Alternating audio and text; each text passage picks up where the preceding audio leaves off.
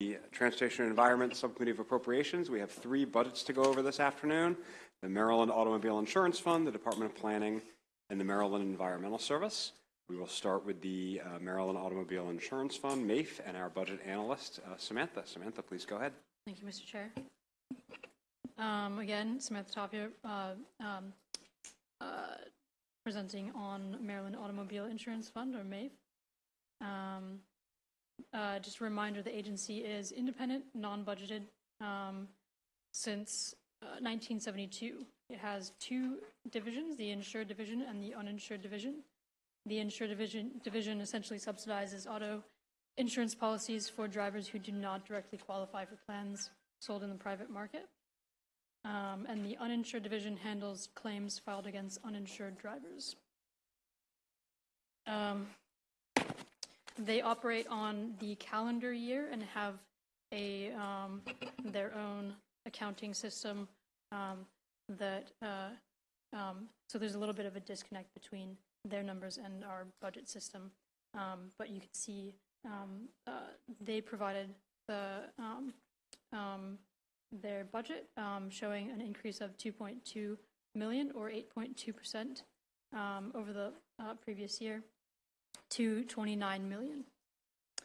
Most of this goes to paying out on claims, even while this is somewhat volatile from year to year. And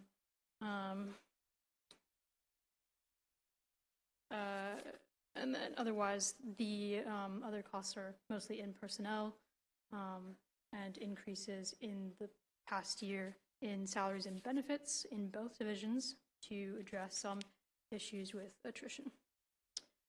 Moving on to the key observations that are most important, which are mainly the division, the surplus decay in both divisions, but most important in the insured division.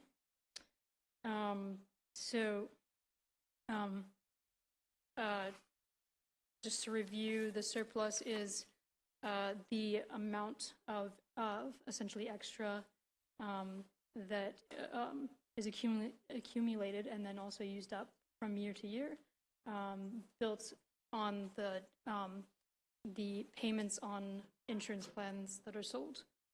And then it decays by there being claims filed and paid out from year to year. And so the decay happens essentially when those claims are more expensive than the policy payments that come in each year.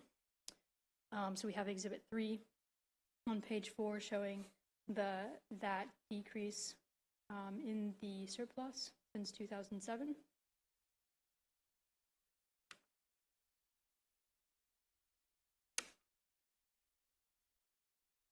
And that has been pretty steady for a total of around 80% of its value since 2007 over that time. Down to the end of the year surplus for 2022 estimated at just over $27 million, which is the lowest it has been since 1988.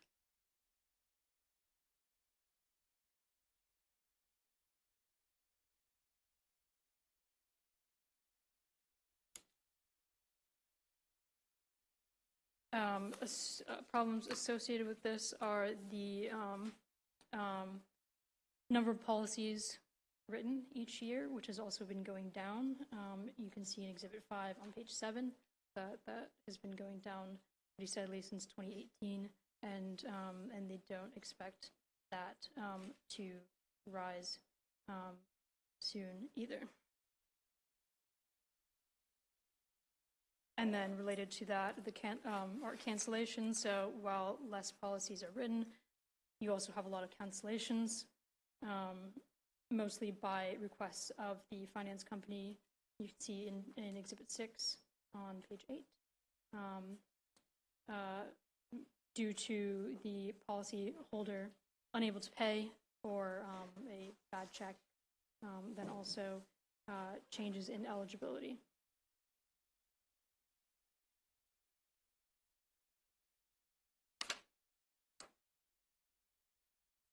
And then for the policies that are in force, the rates that are paid for the policies, there's the issue of rate inadequacy.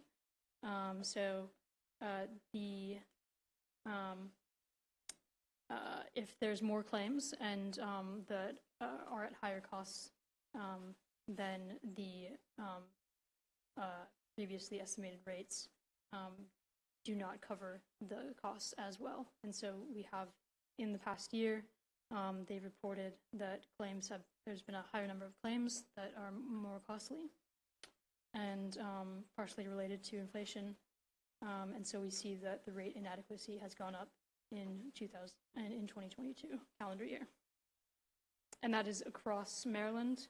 You can see in Exhibit 7 on page 9.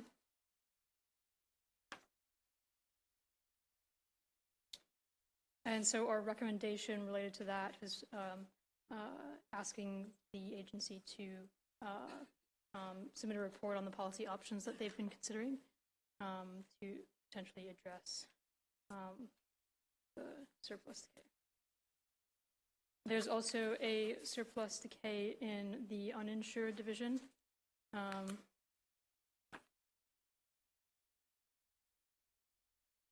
So again, the uninsured division pays out on claims against uninsured drivers. This is a much smaller operation, and funded by MVA insurance lapse fees. And so one question is whether to somehow increase the amount of fees that they are getting to pay into that fund. Primary issue, as may be expected, is in collecting on claims paid out. And so they reported about $2 million in active repayment and around $61 million written off, not being pursued any longer. Part of that population trying to pay off that debt are incarcerated individuals at around 11%. Do we have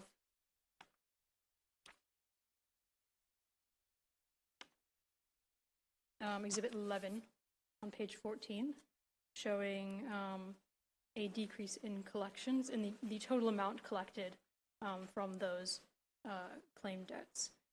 One major change being in the elimination of the driver's license suspension for unpaid debts. So MAIF has reported that since that change, there seems to be less of an incentive for individuals who have those debts to pay. And that seems apparent also in the increase in the portion of payments that come through, or collections that come through involuntary collections, like wage garnishments and through the tax refund intercept program. And so we have, again, the recommendation that the agency submit a report on policy options being considered. That currently is for the insured division. I don't know if we are adding on the uninsured division as well. But other than that, we concur with the governor's budget. I can take questions or defer to the agency. Thank you. Thank you, Smith. Any questions for the analyst? Okay, thank you, and welcome. We will bring up the agency now, Executive Director Al Redmer and Chief Operating Officer Dave Pfeiffer.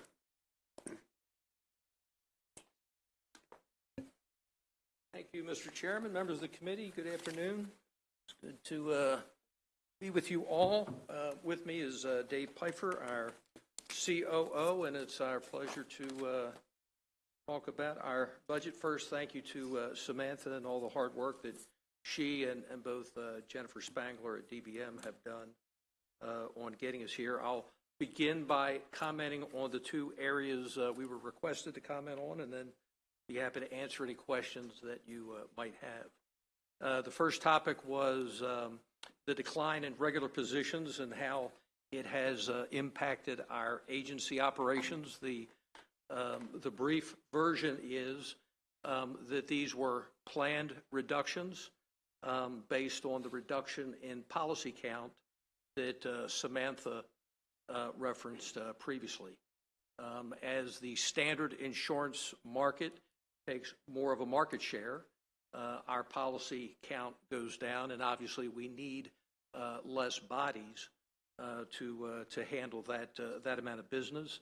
The decline has been gradual and has occurred over the last 3 years, and the decline has been based on attrition and almost exclusively voluntary separations. So again, we've been managing it. It was planned. We were at about 197 employees when I arrived in 2020, down to about 164 employees, a 16% reduction.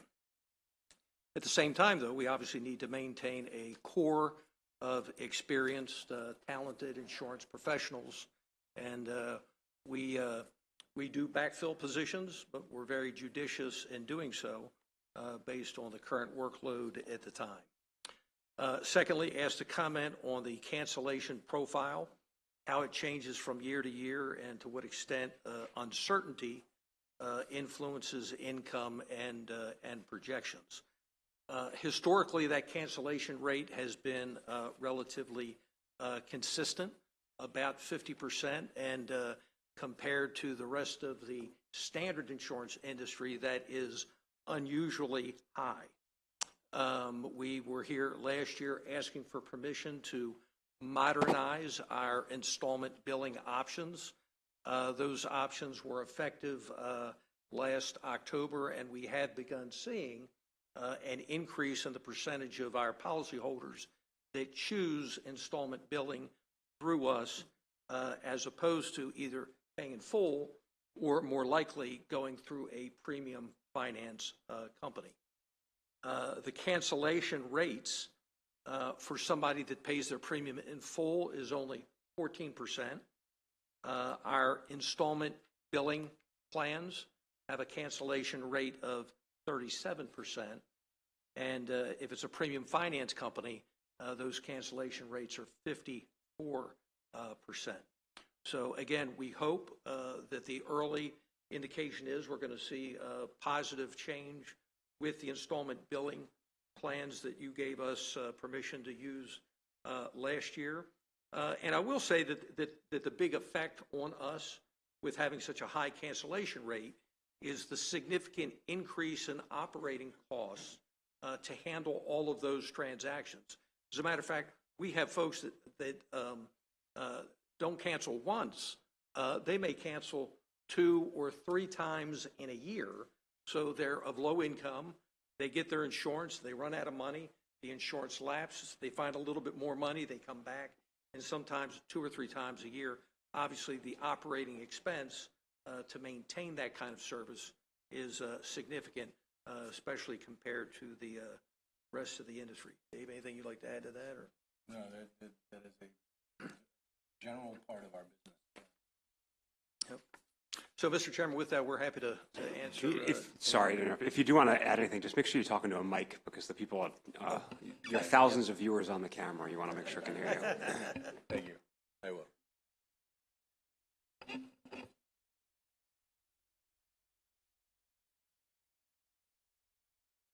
I'm sorry?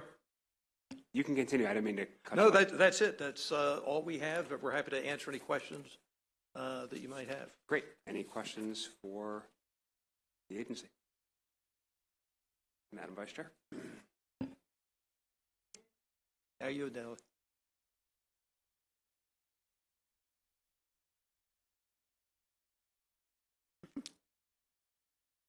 Good afternoon.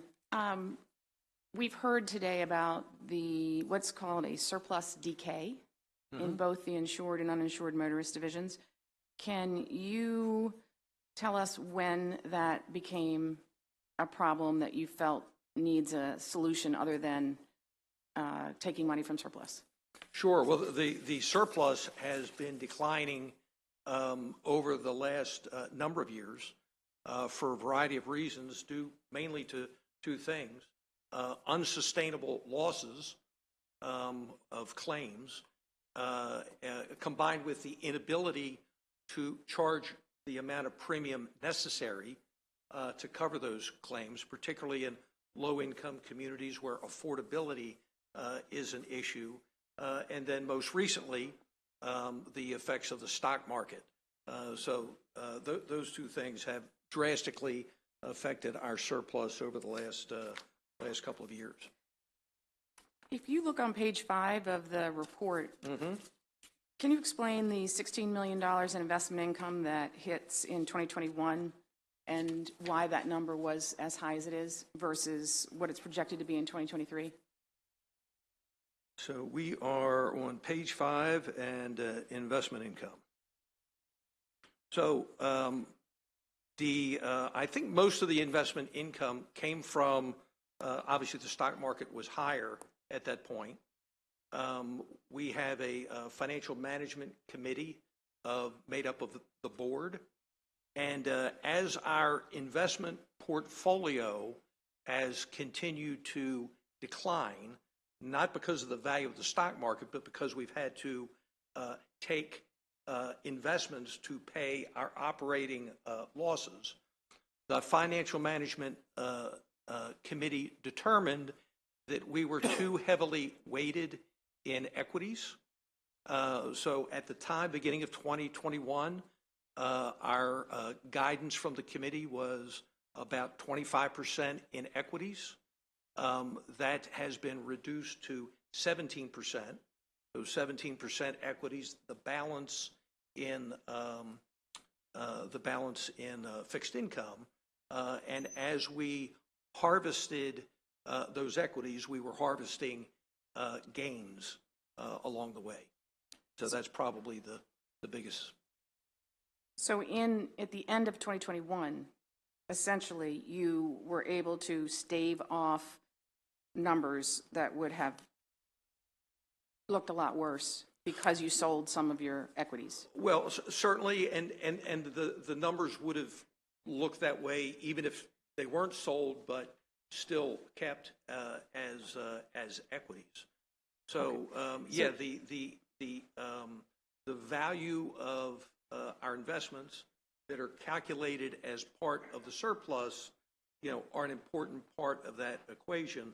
But as I mentioned, over the last number of years, the value of the investment portfolio has deteriorated as that money has been used to pay claim losses. Can you just tell the committee very quickly what a combined ratio is? Sure. So we operate just like every other insurance company, and every insurance company calculates a combined loss ratio. And the simplified version is the combined ratio is how much we pay out for every dollar that we collect. So if the combined ratio is 120%, that means for every dollar in premium we collect, we pay out $1.20. So in 2022, your combined ratio was 135.4? Correct. And it's essentially the better measure of operational performance because it removes the investment Absolutely. income. That's And exactly over right. time, while you might have been at 102 or 104% in 18 and 19, you have climbed up to 135%. And is that a result of what you're saying in the declining book of business? Yes, that's the declining book of business, but more directly are the unsustainable claim losses that are associated with that and the inability to raise rates to the degree that we would need to cover those losses. And is an assessment what you're considering to refill that surplus? So the assessment is not something we consider. It's something that occurs or not based on the statute. So that's a great point. The law requires that we keep a surplus on hand to pay for future policyholder claims. And the formula for determining the assessment is in statute.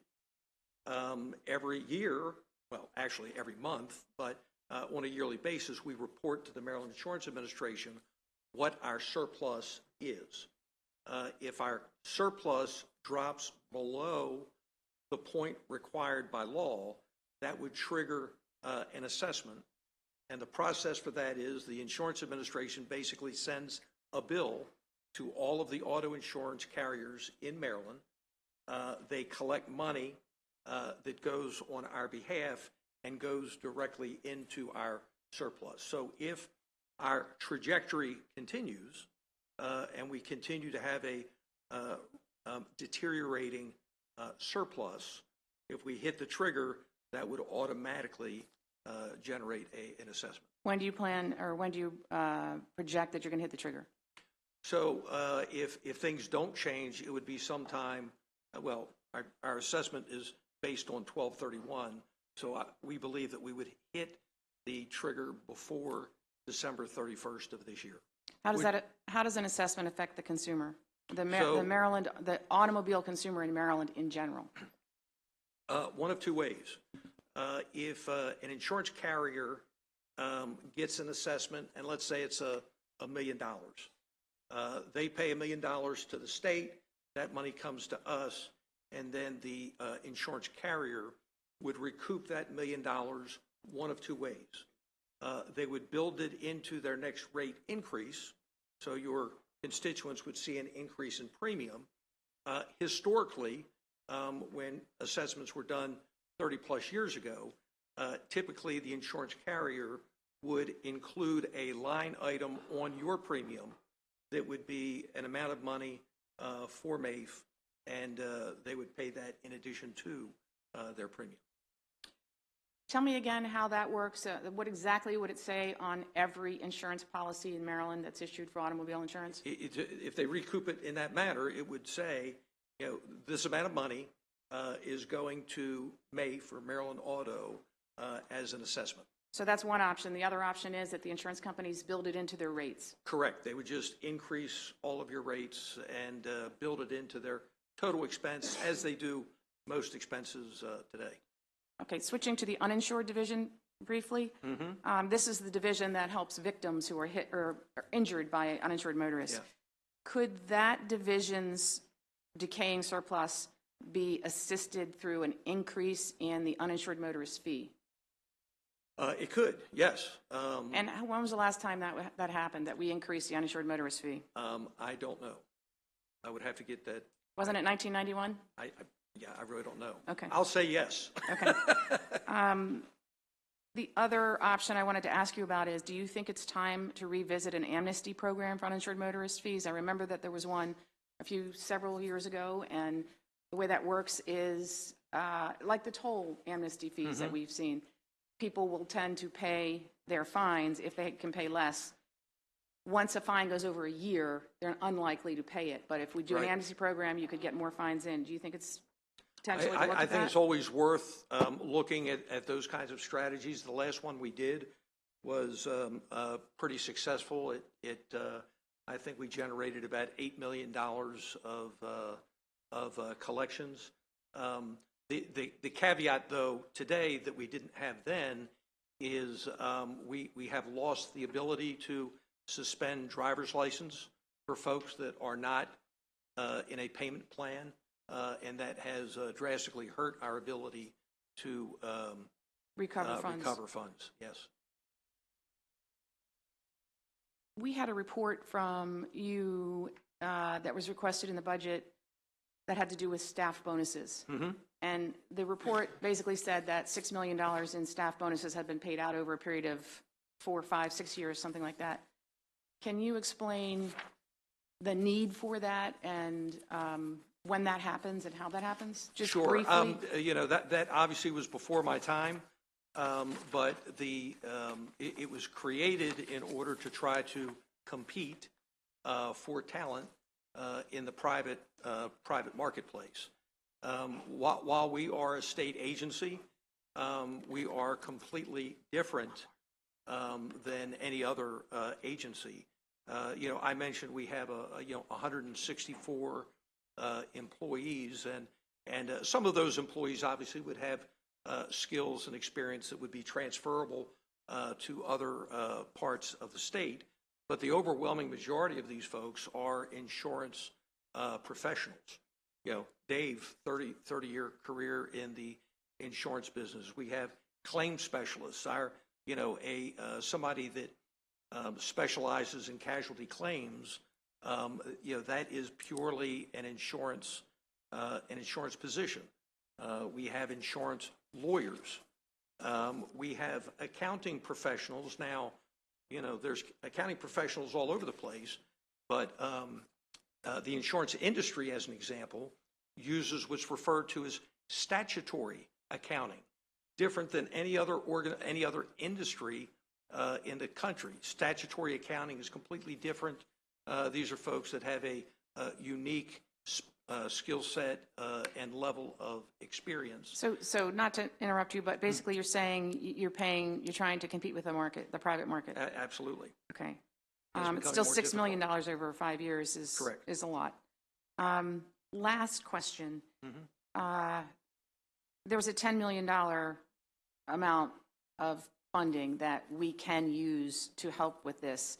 And that is because when assessments were last issued 30 years ago, excess assessments were placed in a fund and haven't been used since. So the process for that is built into law, but it involves the IAIA, which is an insurance commission established by law, allowing that to be used. Do you have a report of their recommendations on this situation and how that funding should be used? We do, and we will provide that to you. We just got it from them a couple of days ago. So it's $9.5 million that we have had for 30 years, but that $9.5 million is booked as a liability because it came from carriers. And because of that, it cannot be used for our surplus. So the organization that manages the assessment process that you mentioned, Delegate, they have endorsed our proposal that in the event that we trigger an assessment, we would be able to use that $9.5 million without regard to any carrier credit, which means that it would drop immediately into our surplus and would avoid the first $9.5 million of any surplus. Is it possible that that surplus and maybe better than expected returns on investments could keep us from having to do an assessment? Yes. Do you have projections for us, or can you give us updated projections about what the surplus is projected to be over the next 5 years? Yes. Yeah, When will happy you to be do able that. to get that to us? We'll have it to you tomorrow. We've got it. We're just fine tuning so that it looks in a way that makes sense. Thank you. Thank you, Mr. Thank Chair. you. Delegate Metzger, you really want to follow that?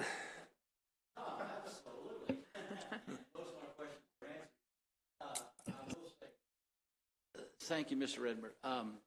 I sold cars for 27 years, and many times we would try to get a client insured, and the only way we could go is through MAIF.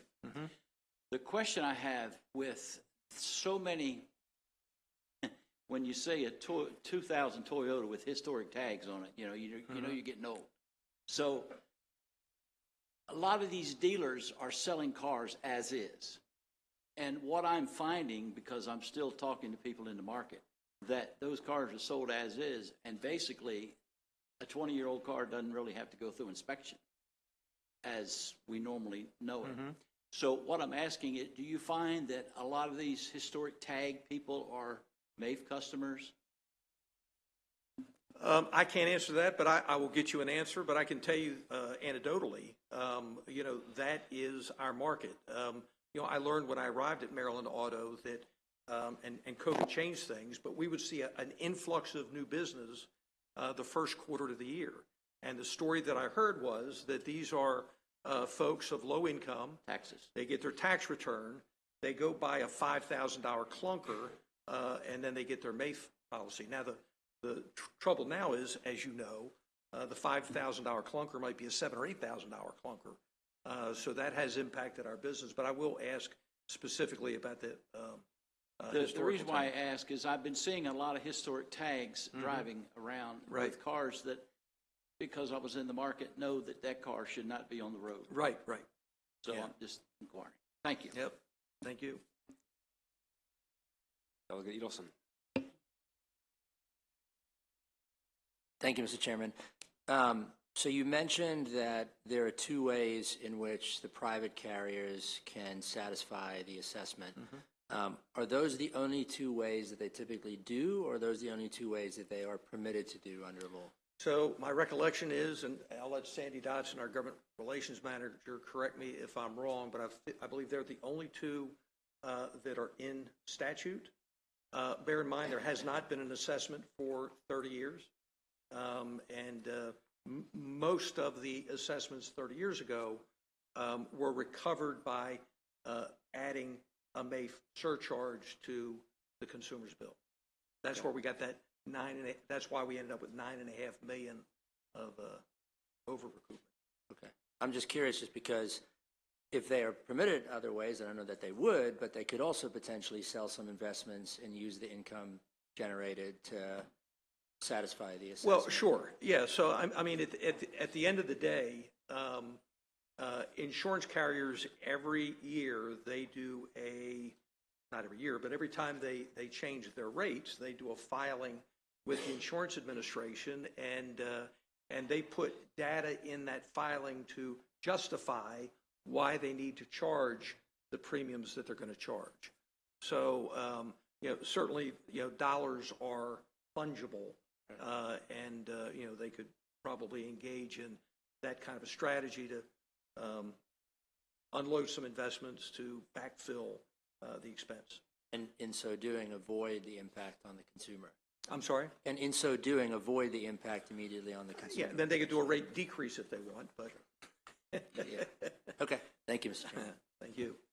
Great, thank you. I think that is all we have for MAFE, so thank All you all right, for thank being you here. very much. And we will now turn to the Department of Planning. Our analyst is Carrie Cook.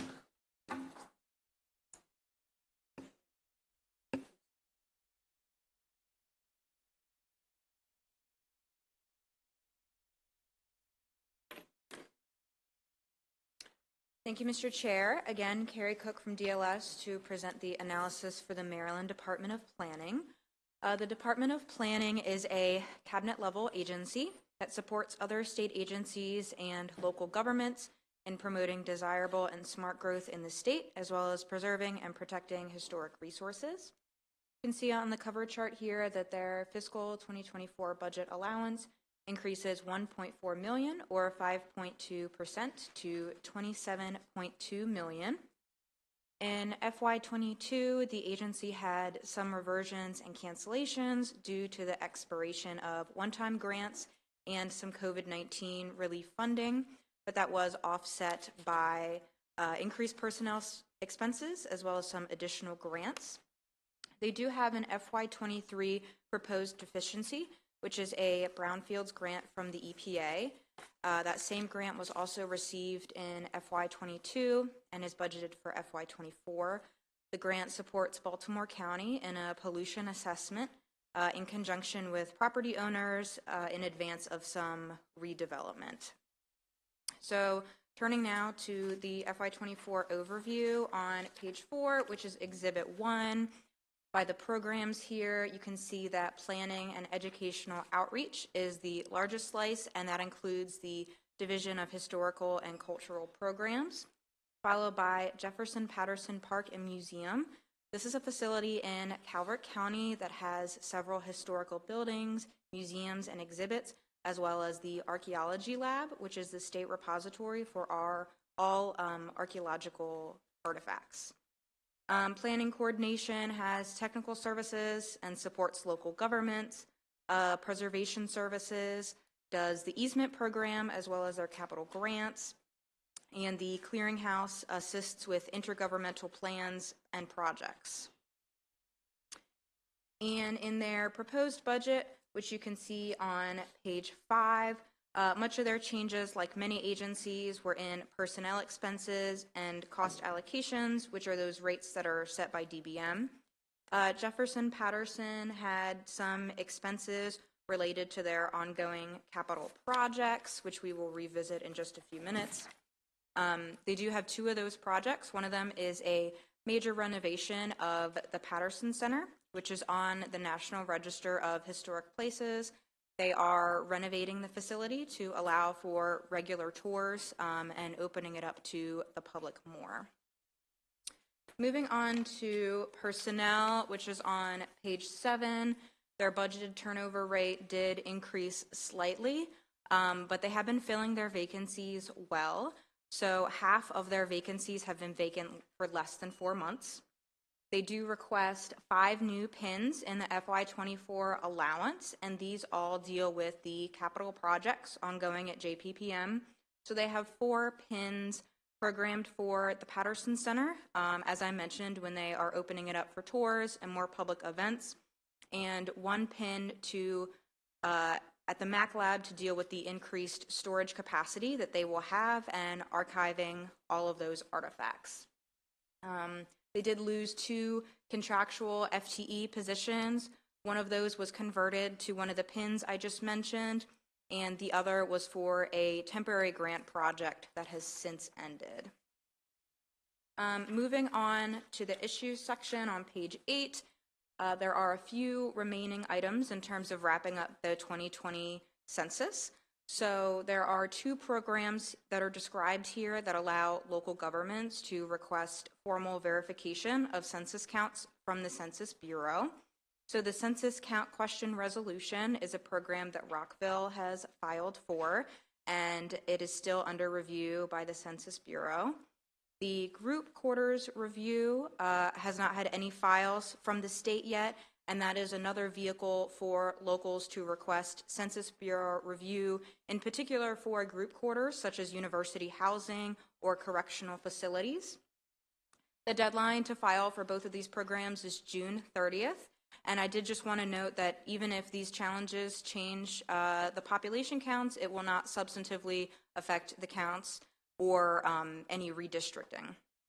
Another item that the agency has been following up on page 9 is the urban and rural designations. So this is something that the Census Bureau delineates the urban versus rural areas across the country after each census, and the agency has extrapolated that data for Maryland. So you can see in the figure there that 86% of Maryland's population is considered to be in an urban area versus 14% in rural. And the agency will continue their work to extrapolate that data for each of the 24 jurisdictions in Maryland. The second issue here is regarding the Maryland 250 Commission, which was previously called the Maryland Semi-Quincentennial Commission. So this is a federal initiative that seeks to celebrate the 250th anniversary of the country. The agency is the state lead for this initiative, and they seek to highlight events in Maryland that occur that were important to the Revolution. I'm sure the members are familiar with George Washington resigning his commission in the State House, so that will be a big one. Last year, the committee requested more details regarding the funding for this program. So you can see on page 12 is the anticipated funding needs for the entire project. This does start with FY23 here, which was already allocated, their request for 24, and moving forward through the rest of the project. And if you turn to page 13, this is the actual and planned use of the funds, which was $250,000 in FY23. So you can see they did have some sort of startup costs here, public relations, design of the website, as well as a listening tour. And then Exhibit 6 on the next page is their anticipated use of the funding for FY24. So you can see a large portion here is with partnerships that they plan to do, Maryland Public Television, Sale Baltimore, and the Baltimore Symphony Orchestra. So the agency should discuss the status of the partnerships for which funding is planned, what formal agreements are in place with these organizations, if any, and how funding will be reallocated if these partnerships do not achieve the estimated outcomes or schedule. The recommended action is to concur with the governor's allowance, and that concludes my formal presentation. Thank you, Mr. Chair. Thank you, Carrie, and welcome to the legislative branch. Any questions for the analyst? Great, thank you again. Let's bring up the agency. We have our acting secretary, Rebecca Flora. And I'm not sure if you bring your whole crew up, but I know you're joined by Assistant Secretary Jeff Kahn, Executive Director of Maryland Historical Trust, Elizabeth Hughes, and Executive Director of Jefferson Patterson Park and Museum, Rod Cofield. And I may be the only one, oh, Vice Chair Chang, you were there, right? We went down and visited Jefferson Patterson Park. So welcome, Acting Secretary, and congratulations. Welcome. Thank you. Thank you very much. And thank you, Ms. Cook. That was a wonderful analysis. I being new, I learned. And so thank you for your analysis. Thank you to the subcommittee and to Chairman Corman for having us here today and for your time and service. We really appreciate it. And being that I am new, I especially want to thank the members from the planning department that really have been in the trenches putting a lot of this material together, and I'll be leaning heavily on them as we try to address questions. And so let me just go ahead and introduce, starting with Jeff Can next to me, who is our Assistant Secretary for Operations at the Department of Planning. And then we have Elizabeth Hughes, who I'm sure you're familiar with, also Director and State. We have a really long title on this one, Elizabeth. Director and State Historic Preservation Officer for the Maryland Historical Trust. She does an awesome job there. I just spent a lot of time with her team a couple of days ago.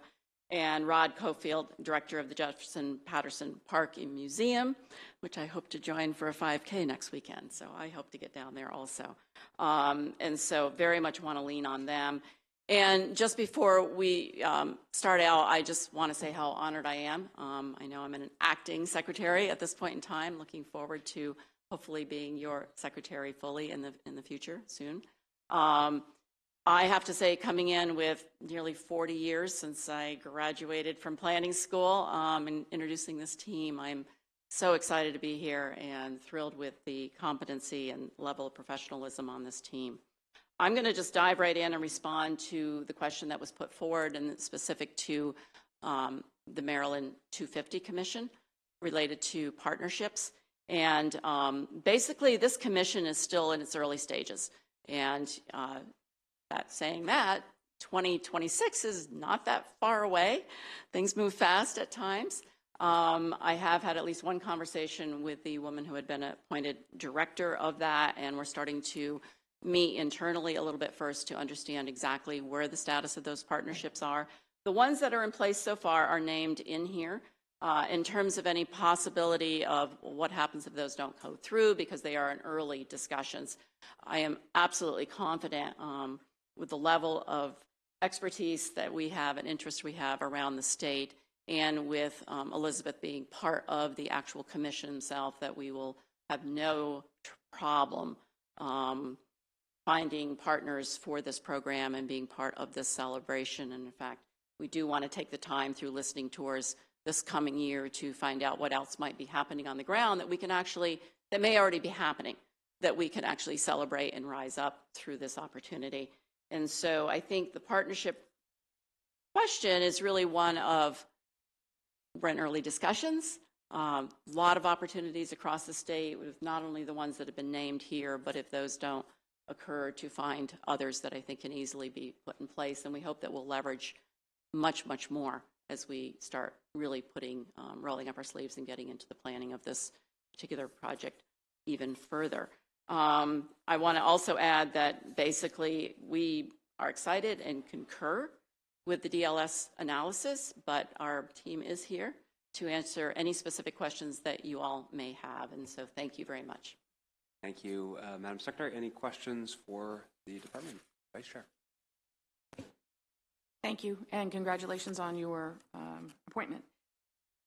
On the 250th celebration, the funding, is it all provided by the state? Are there opportunities for grant funding? The money that we see in this report, is that all state funding? Okay, and do you anticipate getting any kind of contribution from any other source, private, nonprofit? That would certainly be my objective, coming from worked several years in the nonprofit sector. I think we have a huge opportunity to potentially leverage partners that are also financially involved also. So that will certainly be an objective of mine as we, are hosting this event. This in our department, we'll be asking that question and looking for that. When you talk about partnership, like with MPT, are you talking about as an example, they are producing something for you, they are donating money? What do you mean when you say partnership? Ideally, we'd be asking, as with any type of nonprofit organization, we'll be making an ask of them to be providing more programming. Okay, and more programming. In doing that, obviously, we understand that costs them money, so we would be providing money to help do that. But I want to turn to Elizabeth if she wants to add anything to that. No, I think it was still in the early conversation stages that the executive committee of the commission was having last year with MPT. And MPT was, coming forward to say, we have expertise in-house where we can help and we're excited. But as far as what the transfer exchange of money would look like, we hadn't gotten there in the conversation. Okay. And I just want to mention that we just went through the 250th year of Ellicott City, and we had a commission similar to this who did a lot of great programming activities. You may want to check in with them. But the final question is, why, oh why, did you pick semi-quincentennial as opposed to sesquicentennial or quarter millennial, which are all appropriate names? I don't know the answer to that, but I can certainly find that out for you of why that came together. There must be an answer. Do any of you know? Would you know? Yeah, I think that when the executive order was put forth, they were really looking at America 250, which was a semi-quincentennial commission, was the name at the federal level, and so it was just following on that. Well, we're all learning a new word today. We are, and I think they probably simplified it to Maryland 250 so that it would be easier for everyone. We used sesquicentennial with the Ellicott City. Well, and I will definitely look forward to learning what was done in Ellicott. Thank you. Thank you. Great. Thank you, Madam Vice Chair. Any other questions for the department? Okay, well, thank you very much. Congratulations again. Good luck over in the Senate. Colleagues, we did get a lot of public testimony in writing, but we do have one public witness. Thank you. Lindsay Baker from Maryland Humanities. Please come on up.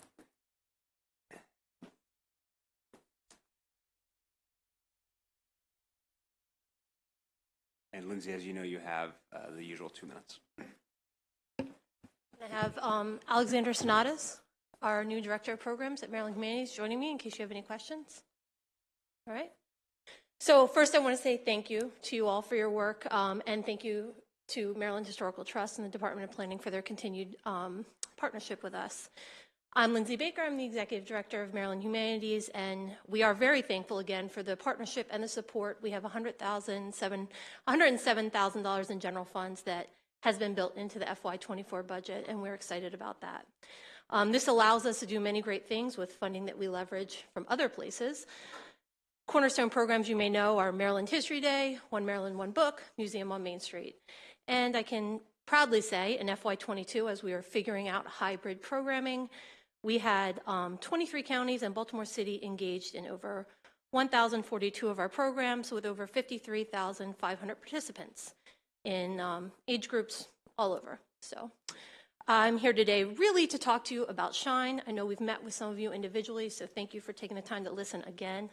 In the FY23 budget, Maryland Humanities was awarded $500,000 for SHINE, or Strengthening Humanities Investment in Nonprofits for Equity. This was a grant-making initiative which we launched summer of 2022 with those funds. And we awarded 50 general operating support grants of $10,000 each. So I'll repeat, 50 general operating support grants of $10,000 each. So all money that came in went back out around the state. And we were able to fund organizations in 21 jurisdictions, including Baltimore City. The list of awardees is included in our written comments, but I'll just call a few to name now. City Lit Delmarva Discovery Center and Museum, Historic East Towson National Museum of Language, Bethesda Historical Society, and Howard County Historical Society. So what we're really looking for is to find a way to get this funding back into the FY24 budget. We, this year, could not serve 43 of the applicants for the grant funds, and we know that there's need in the coming year. And with that, I think that's all. Great. Thank you for that totally random list of SHINE grant recipients. It was That's completely incredible. random. I just pulled them out of a hat. Yeah. Any questions for Maryland Humanities? Okay. Thank you again for being here. Colleagues, will now turn to the Maryland Environmental Service and invite Carrie Cook back up for the analysis.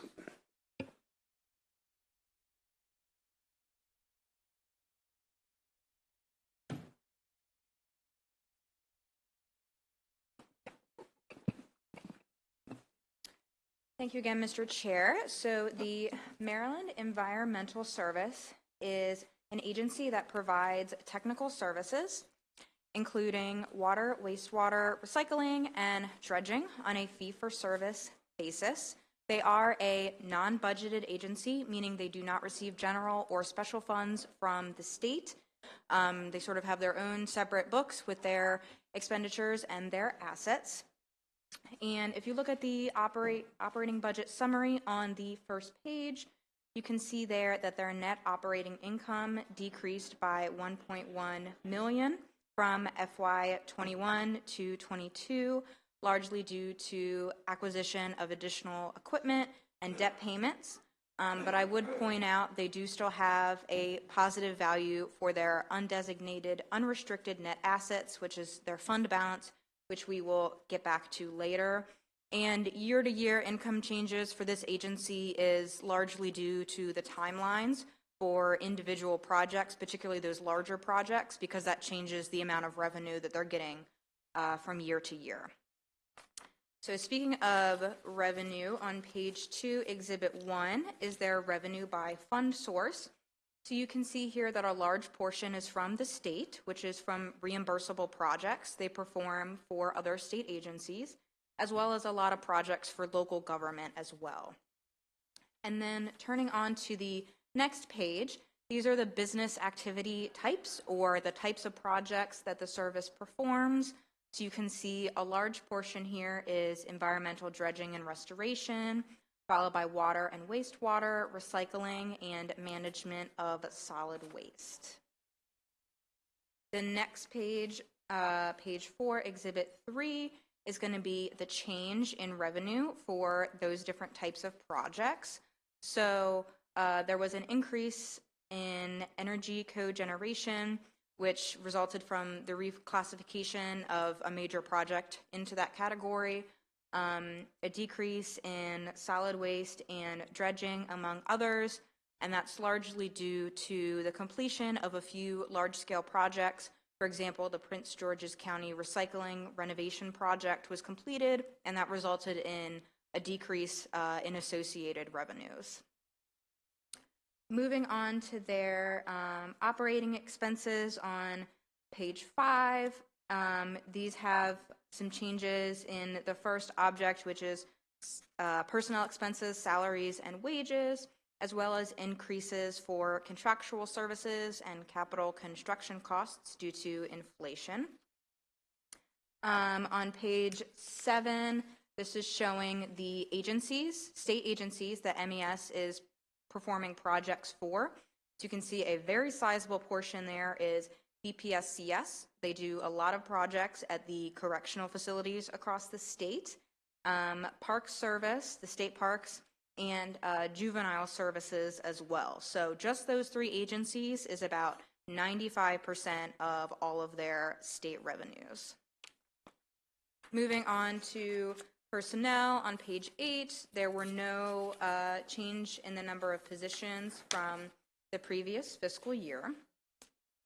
And then moving on to the key observations, Back River Wastewater Treatment Plant, which is owned and operated and located in Baltimore City, is the largest wastewater treatment plant in the state.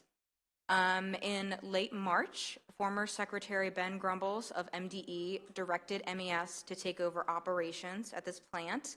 The MDE secretary does have the legal authority to do this because the operators of the plant were non-compliant with a previous order that told them to get in compliance with their permit requirements. And this all came about because of an inspection performed by MDE, a regular inspection about a week prior, that found significant issues. So after that inspection, MDE gave the plant a 48-hour deadline to become in compliance with their facility permit, among other things, to end 3 different types of illegal discharges into the Back River. And this facility permit that I mentioned is a standard permit that's issued to these types of facilities from MDE. It has many specific stipulations, including those on discharges. And the inspection showed non-compliance with effluent levels of 3 different things: total suspended solids, total nitrogen, and total phosphorus. The inspection also illustrated other concerns with equipment functionality, growth of vegetation, and accumulation of solids in the plant. So under this directive, MES began work at the plant in late March 2022. It's mainly operators and maintenance staff that were assigned. And the directive also required MES to complete a comprehensive assessment of the plant and submit a report, including specific recommendations on how to help the issues at the plant. MES did submit that report in June. So on Exhibit 7, which is on page 11, you can see here the maintenance staff that were assigned to the plant. So this is the percentage of staff that are in the water and wastewater division in MES. So you can see here that particularly in the spring, it was a very substantial portion of their staff. An average of over 30% of their entire division staff was assigned to the plant for 9 months. The agency commented that they did make an effort to pull these staff from various projects from across the state to not stress one project in particular. And the yellow line is the hours worked at the plant for each month. So you can see that they put in over 800 hours in both April and May. And you can also see that after the initial stabilization phase, both the number of hours and the staff assigned significantly decreased. The next graphic, which is Exhibit 8, is a similar information just for staff from the operations side. So it was a smaller proportion, but still a significant amount, about 10% of the staff for the first 2 to 3 months. So after MES came on site, MDE performed regular inspections of the facility. They reported on the water samples and just general efforts to get into compliance. You will hear more details about that in the MDE analysis from Andrew Gray. But the important thing is that in their July 8th report, MDE found that the effluent discharges met the parameters that were specified in the order. The nitrogen permit is an annual permit, so technically they were already out of compliance for the entire year for that because it was already blown. However, the plant did meet the sort of prorated goal that they specified in the directive, and they also got the levels down to meet the permit requirements for phosphorus and total suspended solids as well. So after that July 8th date, when the major effluents got into compliance, MES focused on construction management and procuring additional supplies and equipment for the effort. In August, MES leadership announced the beginning of the demobilization of their staff. And since January, there have not been any operations staff there full-time. There is a small but very reduced presence of maintenance staff. And the main thing that the agency is working on is 2 major capital projects. Essentially, they are replacing some equipment that had been out of service at the plant for many years. And once that replacement equipment arrives, MES staff is going to oversee the installation and getting the equipment online. The current order with the city allows MES to stay on site until April 30th to complete these projects. And it also specifies the parameters for the reimbursement agreement between the city and the state. So MES should comment on the status of continued involvement at Back River and the impact that this project has had on operational funding and agency functions. They should also be prepared to discuss best practices for bringing facilities like this in compliance and how we can apply the lessons learned to other facilities that face similar challenges. Moving on to the second issue, which is the MES Reform Act of 2021, the very bottom of page 13 there. So many of these items were covered in last year's analysis, but there were a few that remained in calendar 2022. And one of those was the independent assessment of the board, which was required in the law. This independent assessment was completed by the auditor that the agency uses. And they had a few specific recommendations, one of them being a strategic plan. And so the agency completed this 5-year strategic plan. They outlined their organizational pillars, which are safety, level of service, and education and training. They underwent surveys of both employees and clients to identify organizational strengths and weaknesses to inform these goals. The plan does include performance measures to show progress toward these goals, but these performance measures that are in the strategic plan are quite vague and do lack quantifiable and measurable benchmarks. So the agency should comment on these performance indicators that are in the strategic plan and how they will be specifically tracked to monitor progress toward the stated goals. Another recommendation of the independent assessment was the adoption of a charter and bylaws by the end of calendar 2022. The MES Assistant Attorney General, as well as the chair of the board, felt that there was no need to create a charter due to the MES mission and organizational structure being in statute in the Natural Resources article. The agency has also not acted on the creation of the bylaws. Another element of the Reform Act on page 16 is the required misallocated expenses audit. And they, again, used their auditor to complete that. They examined a 1-year period of expense reports, purchase card transactions, and invoices. They found that a small portion of the transactions were not submitted for reimbursement within the required time frame, but due to the scope of the audit, it examined adherence to internal policy only and did not provide any recommendations. One final item from the Reform Act includes a new annual reporting requirement on greenhouse gas mitigation measures undertaken by the agency.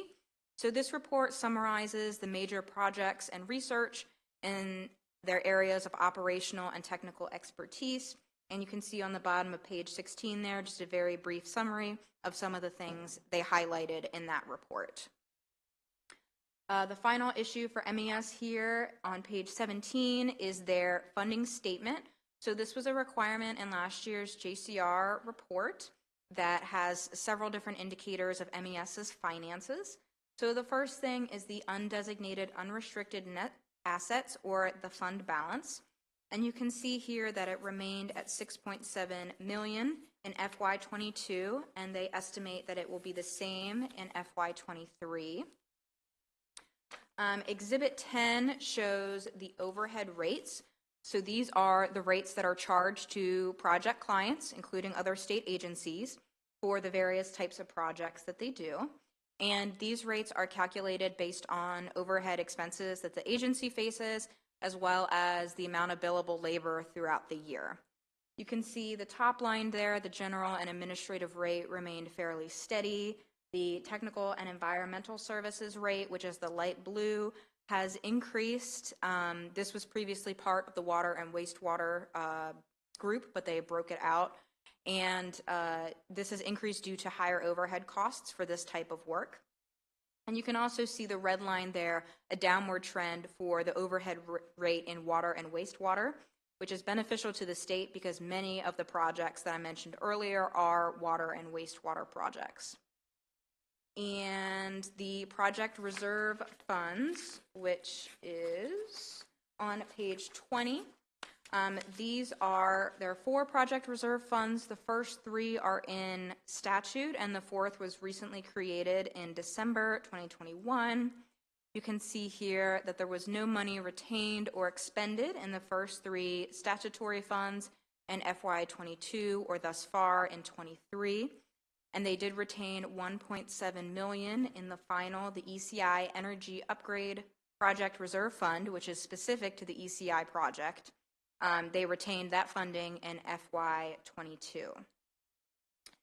And so the recommended action is that committee narrative be adopted, requesting that MES continue to provide this funding statement with all the information that I just discussed, the undesignated unrestricted net assets, the overhead rates, project reserve funds, and reimbursable project funding changes. And that concludes my formal presentation for MES. Thank you, Mr. Chair. Thank you, Carrie. Any questions for the analyst? Okay, thank you. We can bring up the agency. We have the chair of the board of the MES, the Honorable Frederick N. Smelkin, the executive director, Dr. Glass, deputy director Ellen Kedik. I should be able to pronounce that after listening to all your meetings. And it looks like we're bringing up the managing director of finance, Mr. Patel, And lurking in the shadows, it looks like, is the Director of Government Affairs, Jeff Tosi. Dr. Glass. Good afternoon, Chair Corman and members of the subcommittee. For the record, my name is Charles Glass, Dr. Charles Glass, Executive Director of the Maryland Environmental Service. First, I'd like to compliment and thank Ms. Cook for her analysis and the entire DLS team. Being new and studying up so quickly, it's a great report, and we're happy to answer the questions.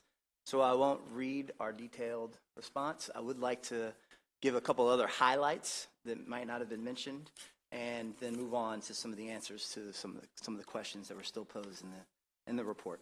So we did complete the FY 23 to 27 strategic plan, and that was approved by the board, led by Judge Smolkin, on June 2022 and effective July 2022. So I like to think of MES as almost a consulting firm, a government consulting firm. So unlike other agencies that I worked at and institutions I've been in, I try my best not to hire consultants to do things that we can do in-house and tap all of the years of experience and knowledge that we have. So in developing this program, I participated in a program that's similar to it. I'm modeling a program that MDOT had when I was there. And we're building the key performance indicators, performance measures, as they were called at MDOT.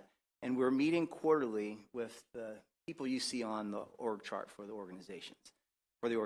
We developed our whole strategic plan without consulting assistance, and we have our 30 or so KPIs that we are going to iteratively go through to see if they provide us with help in improving the organization.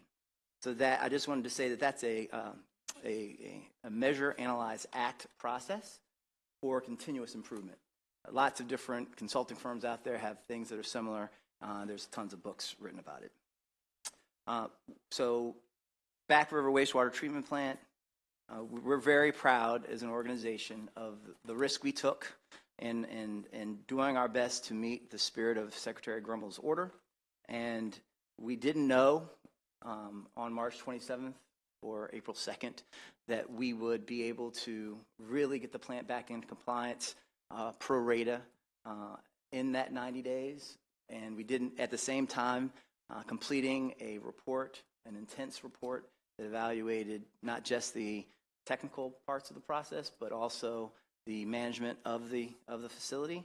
And it's going to be added to our 52-year history, our storyboard that you're welcome to look at on our website someday of all the incredible projects that MES has accomplished. We are standing by and always ready, not like that context, excuse me, but we are always ready to assist. We are still there, as Ms. Cook mentioned, finishing a couple of capital projects and installing. I checked the other day, I got a report. We have about 6 pieces of equipment that are on back order that are going to arrive, and we're going to finish those installations. But we did stop operational support on December 30th of 2022. Also proud to note, we were honored to be awarded Top Workplaces in 2022 in the Baltimore Sun Media. The award is based entirely on an employee survey, so it means a lot to me and the entire executive leadership team that we've come a very long way in a few short years. So I kind of got into the Back River and the analysis the DLS has requested, so I'll just repeat. I'm really proud of both the engineers inside of Water Wastewater Group, the operators, and just so you have a context, the Water Wastewater Group is divided into an engineering section, mainly made up of approximately 10, 12 engineers that Deputy Furketic managed for 30 years, and an operators group that is our 80 licensed operators, including their management and supervisory chain. So we have folks that are the operators. They start out of our apprenticeship program, our OI operator and training program, and they do 3 years, and then they become an operator, and there's a series of promotions they can have in that. And we have revamped that series in the last year as well. So they all came from all over the state. They stayed in hotels, and they took a lot of pride in supporting Baltimore City Department of Public Works and getting the plant back into compliance. And we're happy to support our colleagues in the water wastewater industry. whenever we're called upon, if we are so again. Key performance indicators. So the vague and lacking in measurable or quantitative benchmarks is a part of that iterative process. We start with what we have. We start with almost concepts of support to our 3 pillars that undergird our mission, vision, and values, starting with safety. There have been 7 fatalities in the history of MES in 52 years. There have been no fatalities or major injuries in the 2.5 years that I've been there, and that is the focus of every employee every day, everything they do. We welcome every new employee, and we express that sentiment first when they are onboarded every Wednesday.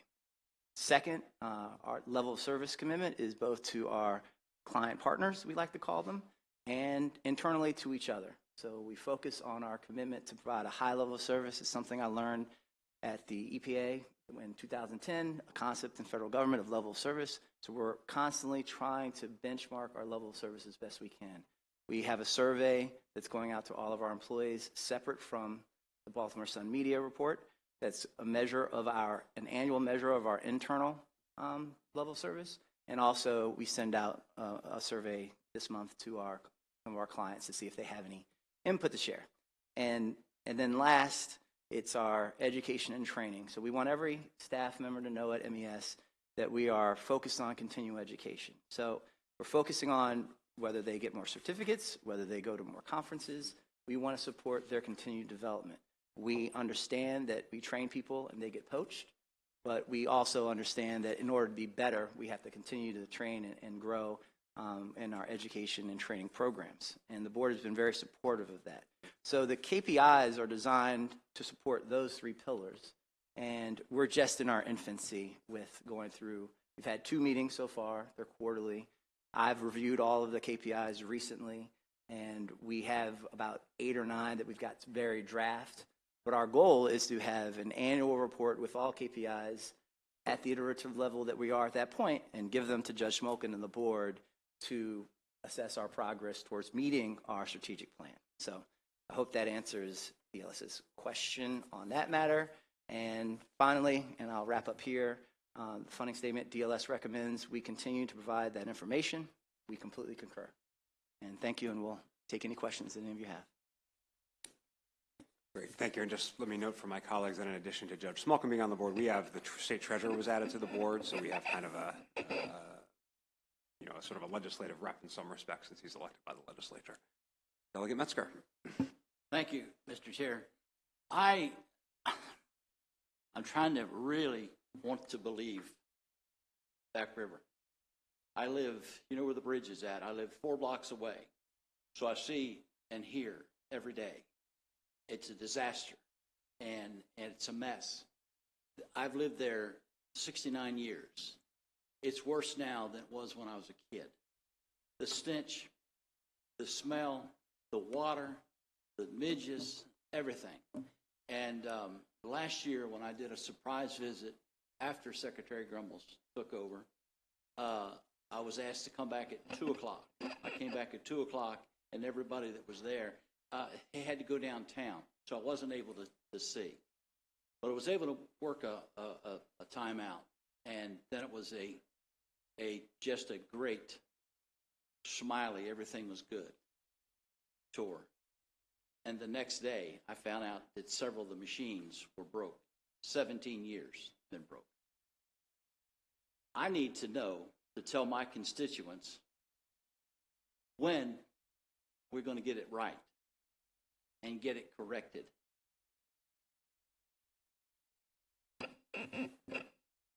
So we are prepared to work in partnership with the Baltimore City Department of Public Works.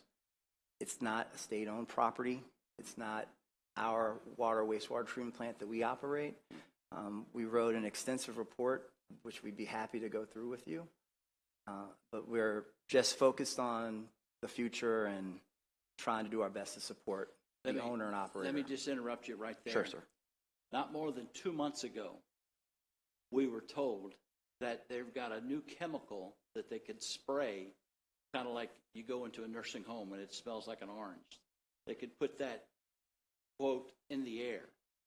and we haven't smelt oranges. And they were shopping, it was supposed to be on delivery at any day. Again, I just feel so lied to. Delia, we're not the owner operator of I the facility. understand. So, And it is sad because it isn't the county property, but it's in the city. It's owned by the city. owned by the city, So, but yeah. exists in So the I county. understand, but whatever we need to do, I'm on board to get it done. Thank you, sir. Thank you, Mr. Chair. Other questions? Madam Vice Chair. Thank you, Mr. Chair. Quick question about your turnover rate. I just noticed in the report on page 8, it lists 0% turnover or not applicable. And then on page 15, it says you're trying to get, one of your goals is to get your turnover rate down to a historic 4%. That's our vacancy rate, and our vacancy rate, I'm proud to report, is down between 4 and 4.5%. We were at 9-10% at the start of this fiscal year, and we've had a lot of aggressive things we've done to improve that. It became one of our goals for the year, and to get it down below 5% by the half point, Yep. and then to achieve it. And so if I've seen that number, sometimes the required reporting for PINs does not match us, but I can let you know that out of our approximately 797 positions, 30 of them are not filled, approximately, and that is a new low for us in this current environment. Well, We have approximately congratulations. 100 positions turnover each year out of that 800. Congratulations on that. That's a huge improvement. Thank you. Real quick, and last question, why have you not done or created the bylaws? I am actually working with somebody in the MES area, and we are putting together something that will at some point be gone into by all the other people involved. So we're putting it together. It took a long period of time, and as you all know, when we had to come in and do so many changes, we have gotten that done, and you do the forecasting and got to the place where it was, and it rose, and it went very well, actually. So we have, I think, done a lot of work doing this. We have some really good people coming in the board, I think from all over kinds of things. We have Ms. Heller over on the Eastern Shore. We've got Mr. Witt up in over on the, I forgot which county. Garrett. Yeah, Garrett County. And, of course, Secretary Neal, which, of course, all of you know. And they all have their particular ways of looking at things and doing things, and they know what they're doing, and they just are coming together very well, I think. We have nobody that is saying that anyone else is doing something wrong. I'll put it that way, and it works, and it's been working. So you're working on the bylaws? I'm sorry? Is that your answer? You're working on the bylaws? Yes, yes. Okay. We're working on the bylaws and the other kinds of, basically, the changing of the guard, as you would say, of what we had 5 years ago and what we've got now. Great, understood. Thank you. Okay, thank you. And I can't tell you exactly when we will get it all finished up, but it is in the works. Great. Thank you. Dr. Glass, could you just, back where it gets all the attention, could you just talk about what you all are doing in Western Maryland right now? With I guess it's the Midland. Lonaconing. I'll pass that to Deputy. Oh, gee, thanks. I'm going to let you talk. Yeah, no, it's okay. We have actually placed one of our operators out there to work with the community. Their treatment plants are in pretty bad shape, and what has transpired so far is there is a connection that was already there to the Frostburg system. So that's been turned on. They did find a pretty major leak in one area that is going to be worked on next week. And at that point, we're hoping that all the water can be coming from Frostburg. There's a new water plant that I believe is under construction right now, or improvements to one of the facilities. But our folks are out there kind of overseeing what's going on. We haven't, I know that the reports in the paper indicate that we've taken it over. We have not. We're there to help. Great, thank you. And this one might be for Mr. Patel, but on page 16 of the analysis, which I don't know if you have in front of you, it's about the required misallocated expenses audit.